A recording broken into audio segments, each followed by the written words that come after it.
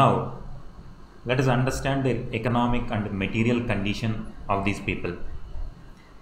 Before understanding economic dimension of Vedic civilization, first let us see in which geographical area and what kind of resources they are getting in their particular zone.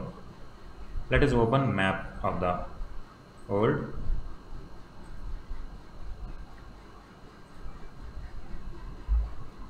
This is early Vedic period. This is early Vedic period. Through Khyber Pass, they entered into this Sapta Sindhu river, Sindhu zone. Here with the blue color you will find the rivers Sindhu river, Vitasta, Asikini, Vipasa, Shutudri, Saraswati. These are the names. And what are the tributaries of Sindhu river? Jhelum, Chenab, Ravi, Bias, Sutlej. So these were the names during Vedic period. So this is factual information. It is also important because sometimes questions are asked on river Ravi is called. What was the Vedic name for river Ravi? This is Vedic.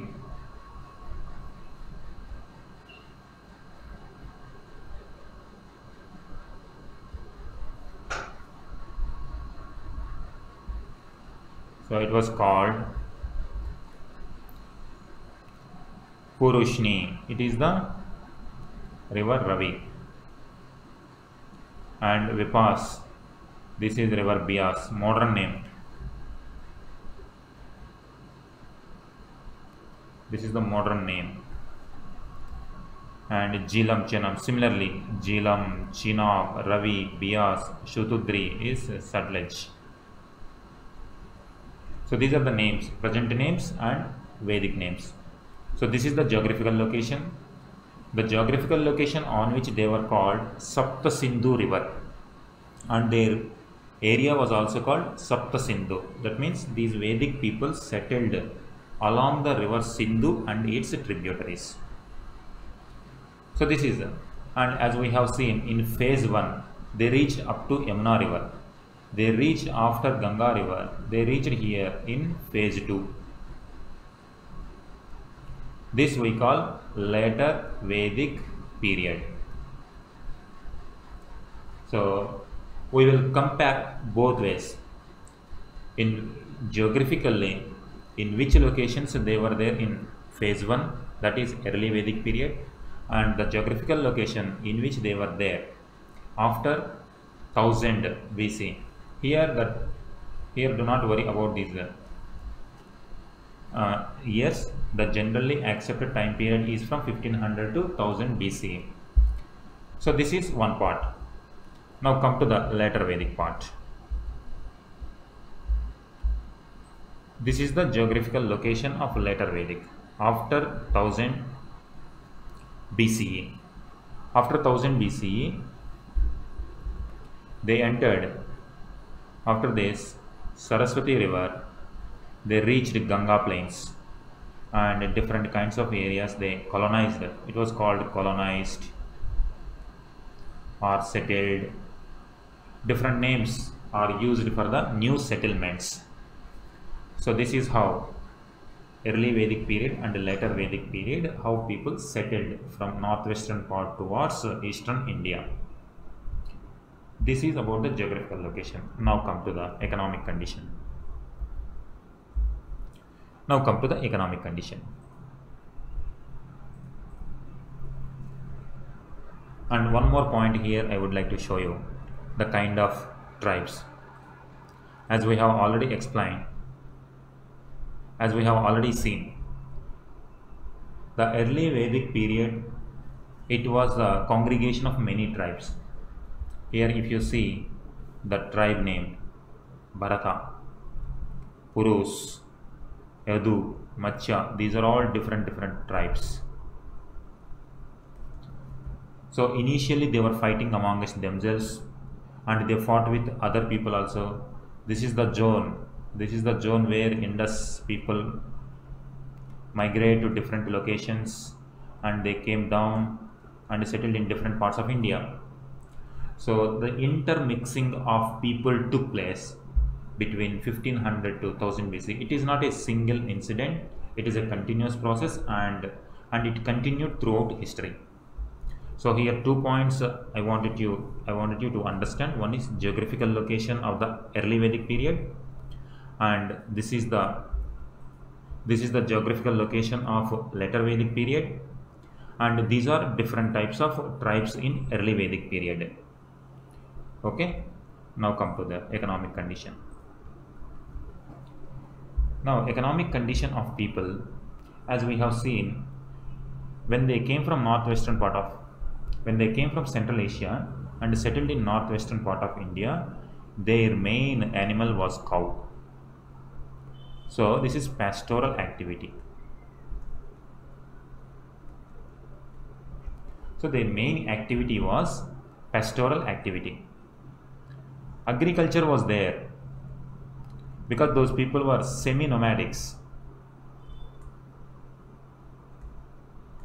In nomadic, if they are purely nomadic, we find only cattle rearing. They move from one place to the other location and continuously they rear the cattle and keep on moving. But in semi-nomadic, they have some kind of base camp. The tribe used to settle in one place, and in that smaller scale agriculture crops are also produced, and pastoral activity was the major one. Hence people used to take their cattle, majorly cow and other cattle, they take to new kind of areas for grass, and again they come back seasonally. So they follow seasons. Now in agriculture, they produced called Eva, a crop called Eva. Eva means it is barley. So this is agriculture, this is pastoral activity.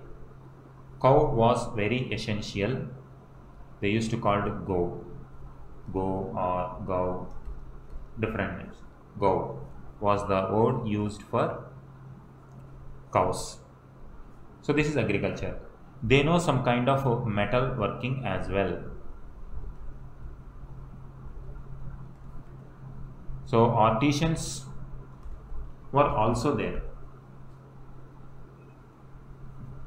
because they need chariots. So they needed craftsmen. They need carpenters.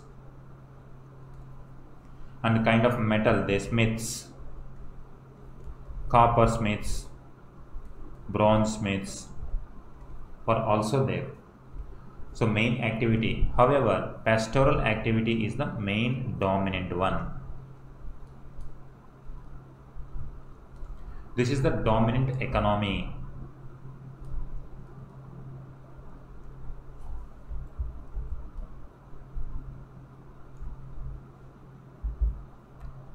This is the economy of early Vedic period.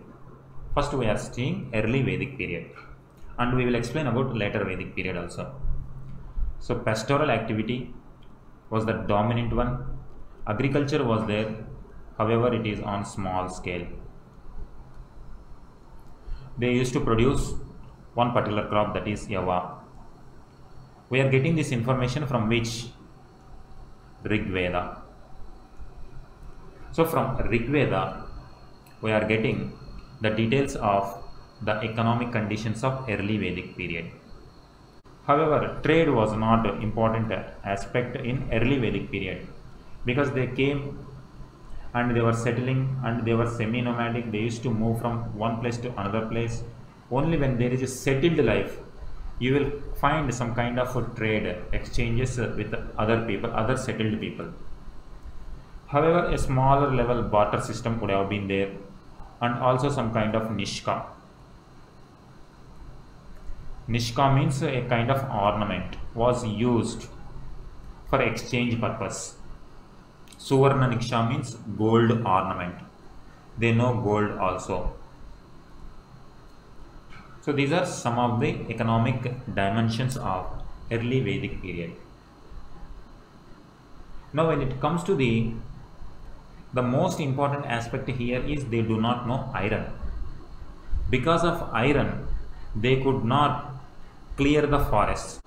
Early Vedic period from 1500 BC to 1000 BC, their area is Sapta Sindhu. Sapta Sindhu means 7 rivers. Indus, Saraswati,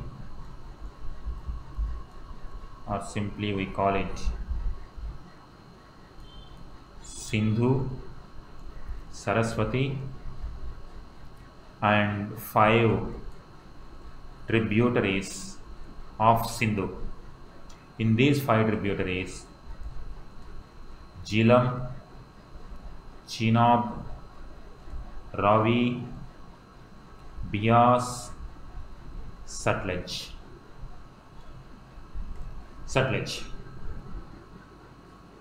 So in this zone, this is geography. So this is time period, this is geography. Now you see the geographical location. In this location, forests were there. To clear the forest, they require strong metal. However, they were using only copper and smaller scale bronze. This metal cannot be used to clear forest. So only floodplains. Only floodplains can be utilized for agriculture purpose. Hence, they were not having enough technology to clear forest and to large scale agriculture. Moreover, they were dominantly pastoral community because the kind of importance they give to economic activity of cow. They were not interested in agriculture during early Vedic period. Hence, very limited scale agriculture was done. So iron was absent. Iron was absent in early Vedic period. Now come to the later Vedic period.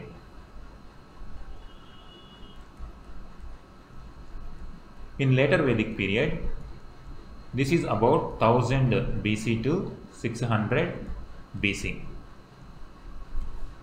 In this, from this, the geographical location, this is time period. The geographical location from Sapta Sindhu area to Gangetic plain. They moved from Sapta Sindhu region to Gangetic plain. As we have seen in the map, these tribes entered into new plains. That is Gangetic plain, from northwestern part of India to eastern part of India, and throughout the area of Gangetic plain, Aryan people settled. In some of these areas, some already early settlers were there. In some of the locations, these people for the first time they colonized those particular geographic locations and they utilized the resources. Now, in this area, in this geographical location area, this is floodplain. Another one is they started using iron. Iron is very strong metal. They cleared forests.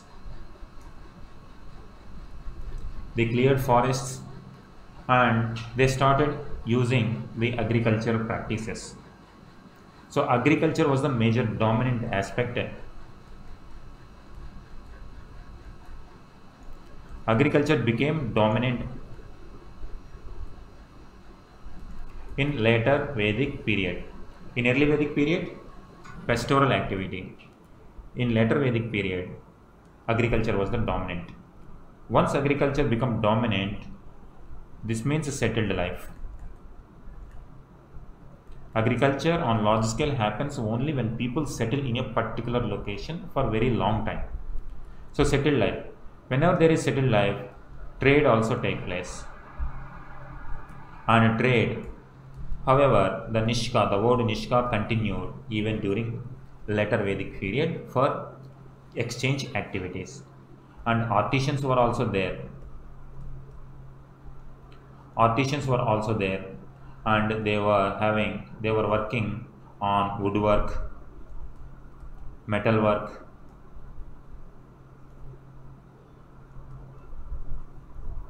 and with mud like a terracotta, pottery making. So such kind of activities were going on. With wood, they used to prepare chariots, carpenters, and other wood-related work. Metalware means copper, bronze, and now iron has come. So this is the economic activity of early Vedic period and later Vedic period. Now we have seen the geographical location up to Yamuna, Sapta Sindhu plus up to Yamuna was early Vedic period, and Gangetic plain spreading towards Gangetic plain was the phenomena of later Vedic period. Initially, first let me note it down, early Vedic period, so that you can easily remember. Later Vedic period. So this is Sindhu river based, this is Ganga river based, this is pastoral, this is agriculture. Here also agriculture was there, but on limited scale. Trade was there, very limited. Trade also there. And comparing with early Vedic period, more. So this is about economy. Just to keep, always remember the geographical locations, and time period is 1500 BC to 1000 BC. Here from 1000 to 600 BC. So this is about economy. So here iron was absent, mainly iron absent. Here iron technology helped clearing the forest and practicing agriculture on large scale. So this is how the economy. Now come to the society. What kind of society they were in? Early Vedic period, later Vedic period. Society. Tribal character. This is rural, settled life, and proto town. When we are not able to define a particular location neither as village nor as town, we call such places are proto towns. In earlier class also we have seen with a word called proto, earlier also. History we have seen, which we can read from written records or with the script. Prehistory, where there is no script, no written records. But the middle one, Indus Valley civilization, we have script, we are not able to read it. Hence what the term we have given, proto history. So historians have given such a name proto when we cannot either call them as complete towns or we cannot call them as complete rural areas. Such towns were emerged during later Vedic period. So this is their society. And when it is a tribal character and people have more egalitarian approach. Egalitarian, that means whatever resources they have, they used to share among themselves. Here hierarchical kind of society evolves when there are resources and the resources are distributed among different categories of people. With this category of people, with this economic distribution, inequalities do arise. Inequalities are less. Inequalities were less because tribal character, few people used to stay there, whatever resource they get, they used to share among themselves. Here more inequalities. So because here wealth creation is limited, mainly cow based. Here wealth came in the form of agriculture produce, trade. So distribution also become difficult and inequalities increased. So wealth was limited, here wealth increased. Some of the aspects of society. Now come to the social segregation, how people live. In early Vedic period, family was the basic unit.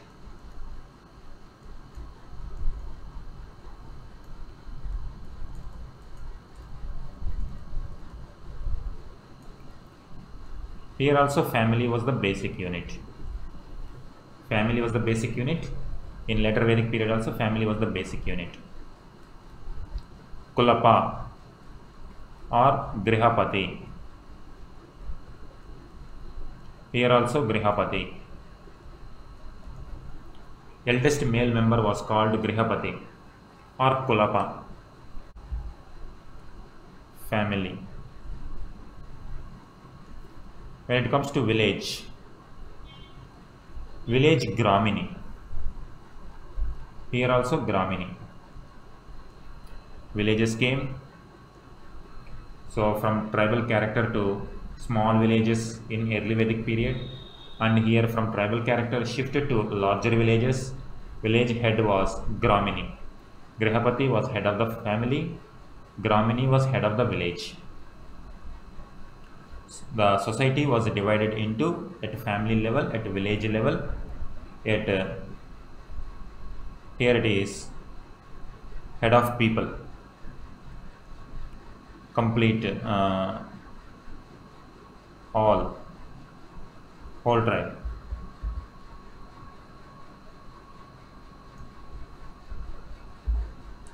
This is entire population. Entire population were headed by Rajan. Here also Rajan. So the society, family was the basic unit, and collection of families village, and the entire population was either named with a tribe. Here the named with a tribe. Many tribes, so different people, different tribes. Here dominant tribe name was given.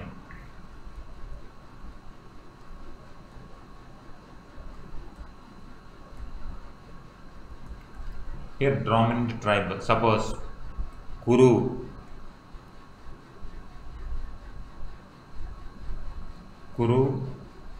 Janapada. Here entire population, Jana was important. Here territory was given importance. In their society, people were given importance Jana. Here Janapada was given. Janapada means territory. Now we see the social segregation.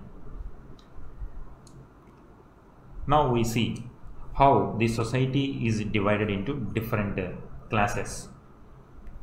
Let us start with early Vedic period. In early Vedic period, society was divided into three hierarchies or three varnas. Mainly, one is warrior class, another one is priestly class, another one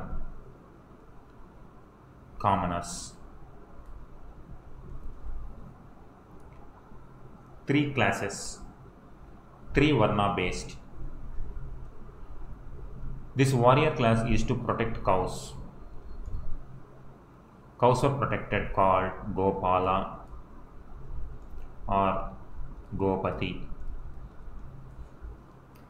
Priestly class They were priests, for they used to give advice to the warriors, and they do some rituals and some sacrifices, rituals mainly, so nature worship. So this priestly class was the another class, and the commoners, they participate in pastoral activity, agriculture activity, and other related aspects of society, commoners. So this is how society. Now in later Vedic period, four varnas came. How these four varnas emerged? In this warrior class became Kshatriya, priestly class became Brahmana. Commoners were divided into two parts, Vaishyas and Shudras. How these commoners, so when these two people became Kshatriya, Brahmana, and the commoners became two parts, how this happened in the later Vedic period.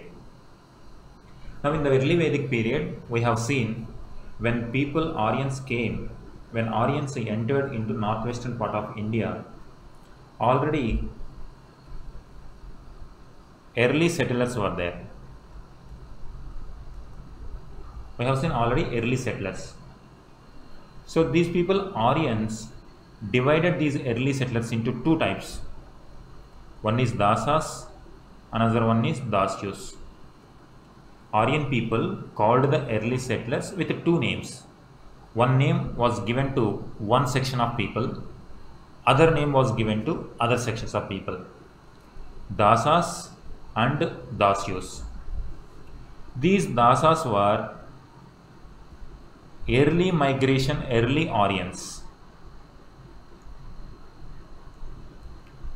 So latest Aryans. These Dasas were early Aryans, means before 1500 BC. As we have seen that Aryans were continuously in migration. They came to Iran, and from Iran they came to India. This migration was going on for very long time. Some people already came before 1500 BC and they mixed with the local people. They mixed with early settlers. Early settlers means late Harappan people, and they developed their own culture, own culture traits. So this kind of section people have a separate cultural traits, and these people have different cultural traits. These were pure early settlers, means they could be late Harappan people, they could be Neolithic people, they could be Chalcolithic people. These people, they have different cultural traits. Now these Aryans have different cultural traits. So culture 1, here culture 2, this is culture 3. Now these people started calling these people one name with the Dasas, and culture 2, the people who are having distinct culture 2 was called Dasas and Dasyus, and they were very hostile in the initial phases, and we have seen the conflicts also, and we have seen in the battle of 10 kings what happened. 5 Aryan tribes, Aryan tribes means from this section, 5 non-Aryan tribes. How come these non-Aryan tribes come? These non-Aryan tribes come from these two sections of people, says Vishwamitra. When Sudhasa removed Vishwamitra and these people went to had a diplomacy with these people, and he joined some of the people, and they brought with 5 armies, and 5 armies Aryans, and this they fought Bharata tribe. So finally, of course, Bharata tribe emerged victorious. The point here is to make that Dasas and Dasyus, these people name. So now these people were called themselves as knowledge people. The word Aryan means noble, knowledge, learned people, because they know Sanskrit, and they have certain kinds of mantras, slokas with some distinctive cultural traits. They felt themselves as superior. They called these Dasas and Dasyus inferior, Anarya. So they called themselves Aryans, and they gave the name to these early settlers as Anarya. This is how society divided into, already in the beginning stage itself, society divided into 2 parts, Arya and Anarya. Now within Aryan itself, 3 groups emerged. So these kings, warrior class, priestly class, common people. Now when these Dasas and Dasyus were integrated into Aryan society, they were given the status of Shudra. So this is how the concept of Shudra emerged.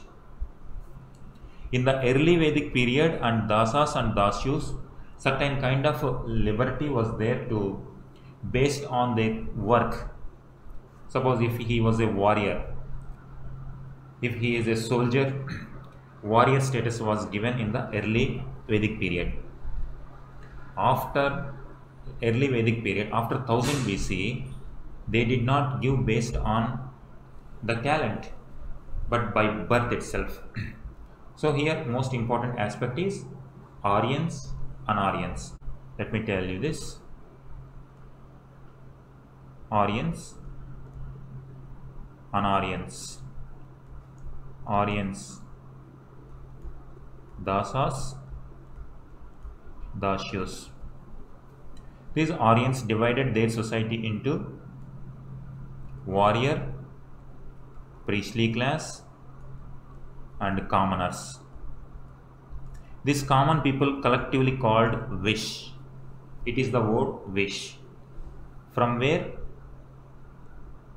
Vaishya came. So this is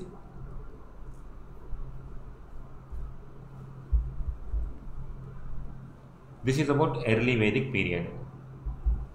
In later Vedic period, this priestly became Brahmana. This warrior became Kshatriya. These commoners became Vaishyas, and these Dasyas and Dasyus became Shudras. So here I am giving a generalized statement that Dasas and Dasyus combinedly they have given the name Shudra. This is early Vedic period. This is in later Vedic period. This is from 1000 BC to 600 BC. This is from 1500 BC to 1000 BC.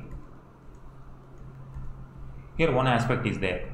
I have given one generalized statement that Dasas and Dasyus were given the status of Shudras, means slaves. However, in early Vedic period, some of the Dasas and some of the Dasyus also entered into the class of warrior, priestly class, commoners. Because in early Vedic period, as we have seen, egalitarian, fluid society. So based on work, they have given the status. But by the time 1000 BC reached, here this became very rigid. This given divine sanction also. They gave divine sanction also. That means by birth. By birth, it was decided that who is Brahmana. The people who were working early as priests, if a child born, he was considered as Brahmana. For a warrior, if children born, they were considered as Kshatriyas. Those people who were doing agriculture are traders. By the time these Vaishyas became mainly entered into trading community,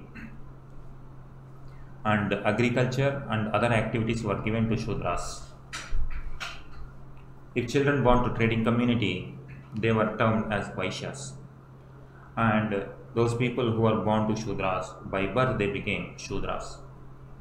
So this is how Aryans segregated the society from the initial stages to the later stages.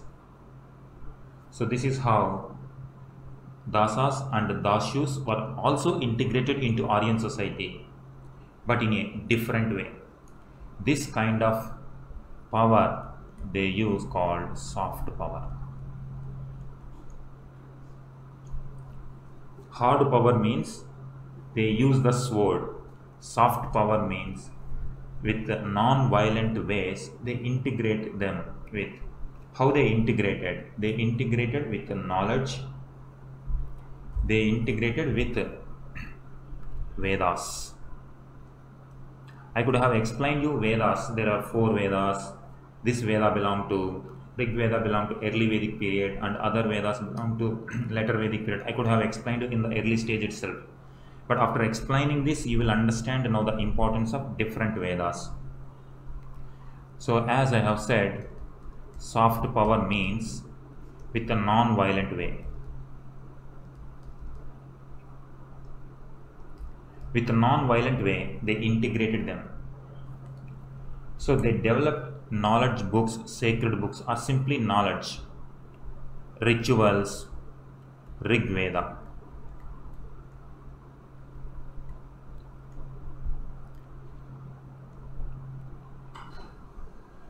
Rig Veda,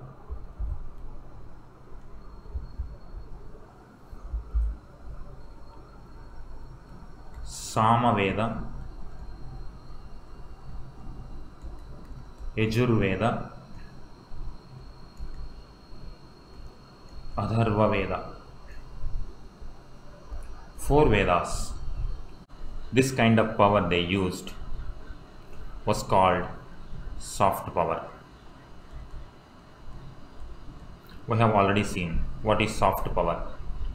Using non-violent way, peaceful way, integrating people with non-violent and peaceful way is an example of soft power. Hard power, using military weight,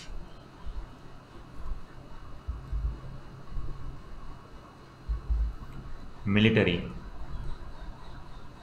swords, is called, using military and sword for achieving a purpose is called hard power. So Aryans used soft power largely to integrate different sections of people into the Aryan fold. So now this soft power comes from Vedas. I could have explained you about Vedas in the beginning of the chapter, but after knowing the society, if we understand about Vedas, it will give us a broad understanding. So now the Aryans used the soft power called Vedas first to consolidate within Aryans, the people consolidating people within Aryans, and also to protect the Aryans from non-Aryans, and slowly to integrate non-Aryans into Aryans. So why they used it? 1, to consolidate Aryans, Aryan tribes. Second one, to protect from non-Aryan tribes. Third part, to integrate non-Aryan tribes. In the process, they excluded certain people in the society. These excluded people became untouchable people in the later stages of Indian history. These people became untouchables. This unwanted evil in Indian society. So this is how the roots of untouchability, the roots of caste system laid by Vedas with emergence, with advent of Aryans around 1500 BC. So till this part clear? So this is their society, how they consolidated Aryan tribes with the Vedas. Now we see what kind of Vedas are there. There are 4 Vedas. There are 4 Vedas. The word Veda also comes, the word means knowledge. Vedas comes from the root word Vid, means knowledge. As we have seen earlier, Aryans means noble people, knowledgeable people, learned people. The text which in Iran they used was Avesta. Avesta was Iran text. It was the oldest text of Iran. Vedas were the oldest texts of India. It is written in Sanskrit. Vedas were written, they were not written, they were compiled. Here we have to understand 2 terms, compilation and writing. Writing means someone take pen and paper in the modern times. In earlier times, whatever means were there to write, they were writing. But Vedas were not written. They were not in written form in the beginning stage. They were oral stage. They were orally. People were orally transmitting the slokas from one generation to the other generation. So that's why we use the word compiled. So 4 Vedas were compiled. We won't say 4 Vedas were written. Writing of Vedas, it was the activity after 600 BC. But in the Vedic period from 1500 to 600, they were only chanting in mind and through voice. They generated this knowledge and they gave it to the future generations, and future generations gave this knowledge orally again to the next generation. So that is compilation. So now 4 Vedas were there. So they compiled 4 Vedas. First one was Rig Veda. Second one was Sama Veda. Third one Yajur Veda. Fourth one Atharva Veda. So these are 4: Rig Veda, Sama Veda, Yajur Veda, Atharva Veda. These are 4 Vedas. So what is there in Rig Veda? Why I have written this way? The time period they did not orally compile.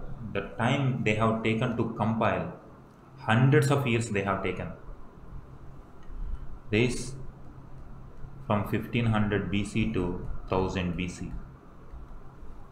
So they have taken nearly 500 years to compile Rig Veda, single Veda. And after compiling Rig Veda, they took very short period from 1000 BC to 600 BC to compile 3 more Vedas, because they have already got the experience of compiling Rig Veda. With that experience, They fastly compiled new text, new knowledge. They created new knowledge. They created knowledge. So this is Rig Veda. It was having slokas, also called hymns. Hymns or slokas same. And it was having 10 books. They were called mandalas. So Rig Veda was compiled in 10 mandalas, 1028 slokas. Today we are seeing Rig Veda in book form. That entire compilation, entire Rig Veda, now it is divided into 10 books, overall with 1028 slokas. We can also say simply 10 books or 10 chapters. So if you consider entire Rig Veda into single book, you will have 10 chapters and 1028 slokas.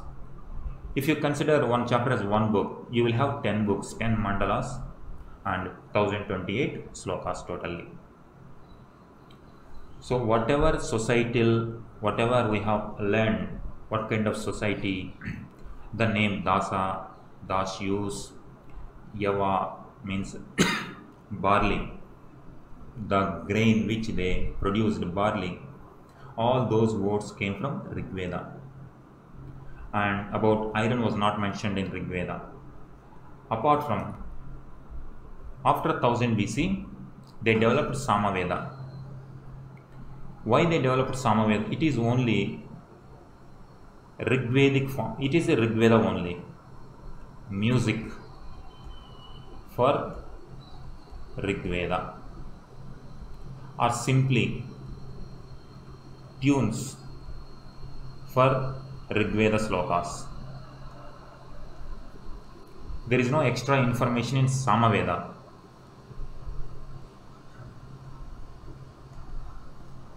The content is same. So these 1028 slokas are there. They have to orally chant, and they used to chant in groups. This is a tribe, small tribe. They used to chant these slokas in group. And what happens when everybody chant Rig Veda without any tune? It becomes a disturbance. It becomes noise, nuisance. So slowly they have developed tunes for each and every sloka, so that entire tribe, when they chant, a musical kind of sloka will emerge. That's why if you read a sloka, normally one kind of effect you will get in the mind, and if you use a tune to read sloka, you will get another kind of emotion in the mind. So that is Samaveda. So Rig Veda content is same, but the tunes for slokas done. Then Yajurveda. These are slokas and the chantings used for yajnas. While performing yajnas, while offering prayers to gods, these chants were used. The word itself you can understand, yajnas. Adharva Veda, these are chants for magic, to ward off evils. So to ward away evils. So they were they were near rivers, mountains. So when they were in wildlife. So they were having wildlife. When they have seen this nature, sunlight and darkness, moon, when they have seen all these natural forces, Initially, they could not understand. They felt that some kind of evils were there in nature. Some gods were there, some evils were there. To ward off, to protect people from these evils and to protect people from diseases, they have created their own mantras and chants. These chants were there in Atharva Veda.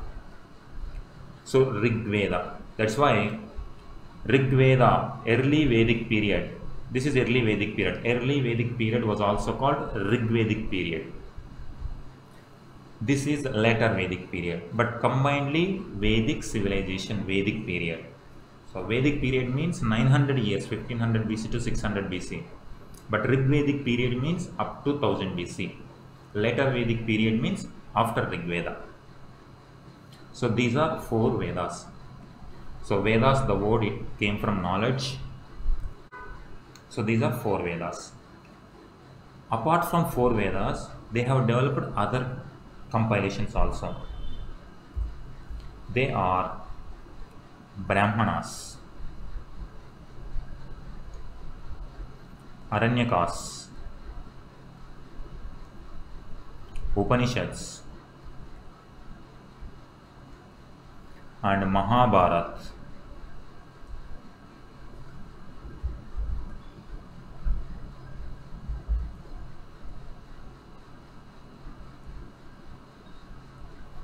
Ramayana.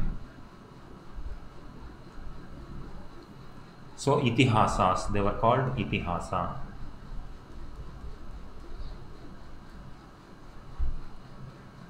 Four Vedas. Apart from 4 Vedas, they have developed 3 more. Brahmanas, Aranyakas and Upanishads, and 2 separate category of historical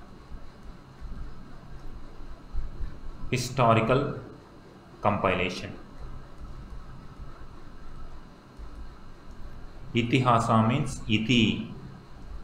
Iti means as it happened, as it happened. So Mahabharata and Ramayana were also compiled. So these are historical. These are sacred books.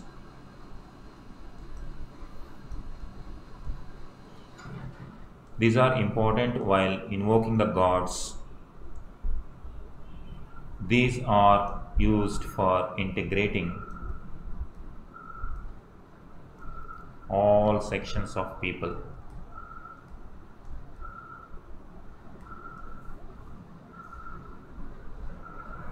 And later, so this kind of literature developed during Vedic period. But these Brahmanas, these all after 1000 BC. Before 1000 BC, there was only one text, that is Rig Veda. Whatever we know about these early Vedic people, we are studying from Rig Veda. And whatever information we get about later Vedic period, it was the knowledge from different texts. So these are the sources for Vedic civilization. So simply sources. 4 Vedas, sources for Vedic, 4 Vedas and Brahmanas, Aranyakas, Upanishads. Brahmanas were already 4 Vedas were written, they were mantras. People cannot understand easily, so they have given explanations in the form of Brahmanas. So they were poetry. 4 Vedas, if you consider poetry, Brahmanas you can consider as prose, story format, so that students can easily understand. The next generation can easily understand Vedas and they generate knowledge and give it to the future generations. Aranyakas, these were, so some says these are forest knowledge, dark knowledge. That's why they were very powerful. They always invoke the evil forces and to ward off evil forces, to protect from evil forces. Such kind of dangerous mantras or slokas were there in Aranyakas. Upanishads is about philosophical work. Philosophical aspect of human life. What happens to next birth? Is there any next birth? What happens after death? So such kind of questions are evolved over a period of time. All those kind of philosophical aspect of Vedic civilization were compiled in Upanishads. So these are about these sources about Vedic civilization. So that is how Vedas developed, and with Vedas how they lived. So far we have seen their geography, in which locations they stayed, and in which the kind of society they were living, and what kind of interaction with the Aryans and non-Aryans took place over a period of time, and what kind of sources we are using to understand Vedic civilization. Now, why we have brought Vedas here means these Vedas, these sources, these Vedas were used by Vedic people or Aryans to integrate non-Aryans and to consolidate their Aryan tribe. To consolidate Aryan tribe and to integrate and to protect from others, they have utilized this knowledge systematically. So with this compilation, they built a society or advanced society. Today we are calling it as civilization.